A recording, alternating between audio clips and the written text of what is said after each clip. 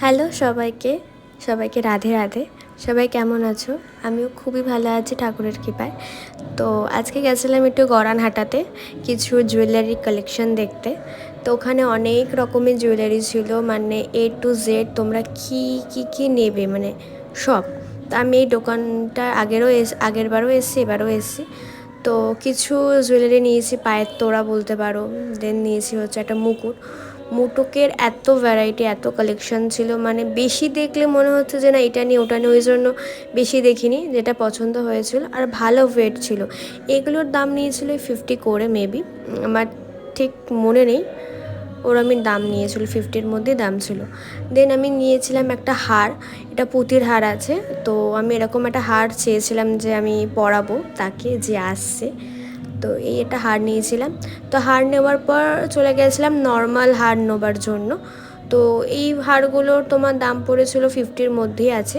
তো আমি দুটো হার নিয়েছিলাম, একটা সিম্পলের ওপর হার নিয়েছিলাম আর একটা ফ্লাওয়ার মতো দেওয়া ওরকম ধরনের একটা হার নিয়েছিলাম।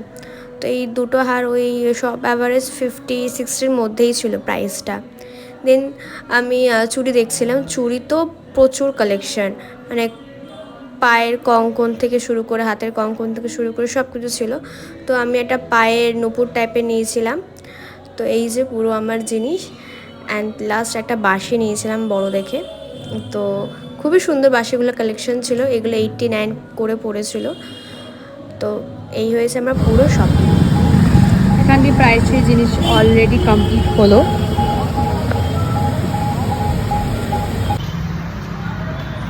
দে ওটা প্যাকেটটা দে। এইটুকুনি জিনিস নিলাম আমি, এইটুকুনি জিনিস নিলাম আর দাম পড়লো 500 টাকা। মনে হচ্ছে ভেতরে মনে কিছুই নেই, না হালকা। তো আমি এই সবে মার্কেটিং করে মানে জিনিসপত্রগুলো কিনে আসলাম।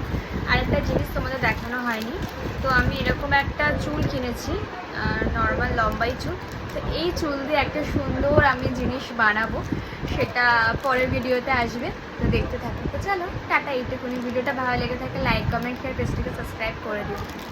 বাই।